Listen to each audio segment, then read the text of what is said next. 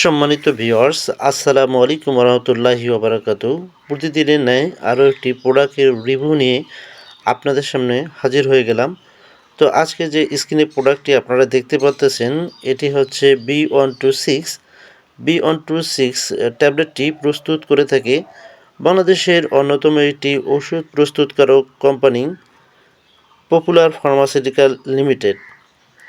B126 ট্যাবলেটটি এই ট্যাবলেটটির মধ্যে রয়েছে 3টা উপাদান। B1 রয়েছে 100 মিলিগ্রাম থায়ামিন নাইট্রেট বিপি এবং B6 রয়েছে 200 মিলিগ্রাম পাইরোডক্সিন হাইড্রোক্লোরাইড এবং B12 অর্থাৎ B12 এর মধ্যে রয়েছে 200 গ্রাম সায়ানোকোবালামাইন বিপি। B126 ট্যাবলেটটি হল B1, B6 এবং B12 এর একটি বিশেষভাবে প্রস্তুতকারক উপাদান। তিনটা উপাদান দিয়ে একটি ট্যাবলেট গঠন করা হয়েছে বা তৈরি করা হয়েছে। এটি নার্ভের স্বাভাবিক মেটাবলিজমের জন্য ভিটামিন B1, B6 এবং B12 এর জন্য ব্যবহৃত হয়ে থাকে। নির্দেশনা অর্থাৎ কোন কোন রোগের ক্ষেত্রে B1, B6 এবং B12 অর্থাৎ B126 ট্যাবলেটটি দেওয়া হয়ে থাকে। যে সকল ক্ষেত্রে ভিটামিন B1, B6 এবং B12 এর অভাব পরিলক্ষিত হয় সেখানে B126 ট্যাবলেটটি ডাক্তাররা রোগীদেরকে দিয়ে থাকে। এছাড়াও ডায়াবেটিক নিউরোপ্যাথি অর্থাৎ যাদের ডায়াবেটিস রয়েছে, ডায়াবেটিসের ফলে নিউরোপ্যাথি হয় অর্থাৎ হাত পা ব্যথা করে জ্বালাপোড়া করে, তাদের ক্ষেত্রে B126 ট্যাবলেটটি ডাক্তাররা দিয়ে থাকে।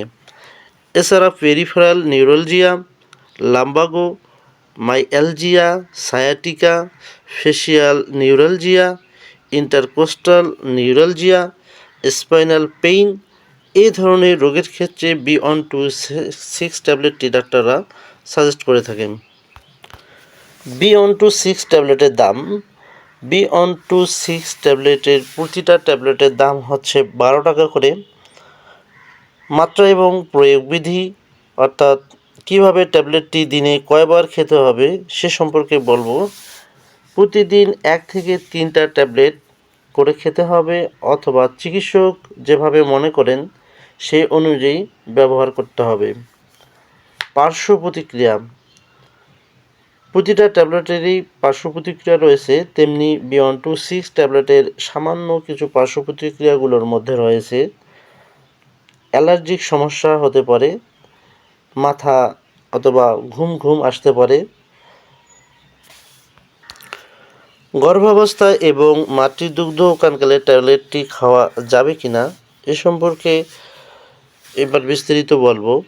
ট্যাবলেট আকারে মুখে খাওয়া যাবে, কিন্তু বেনজাইল অ্যালকোহল থাকার কারণে ইনজেকশন আকারে দেওয়া যাবে না। এক্ষেত্রে অবশ্যই একজন অভিজ্ঞ ডাক্তারের পরামর্শ নিয়ে খেতে হবে। প্রতি নির্দেশনা লিভোডোপা থেরাপি নিচ্ছেন অথবা ভিটামিন B1, B6 এবং B12 এর প্রতি অতি সংবেদনশীল রোগীর ক্ষেত্রে এটি সাবধানতার সহিত ব্যবহার করতে হবে। সতর্কতা পরিপূর্ণভাবে রোগ নির্ণয়ের পূর্বে সায়ানোকোবালামিন দেওয়া যাবে না, কারণ এতে স্পাইনাল কর্ড এর সাব অ্যাকিউট ডিজেনারেস এর সম্ভাবনা থাকে।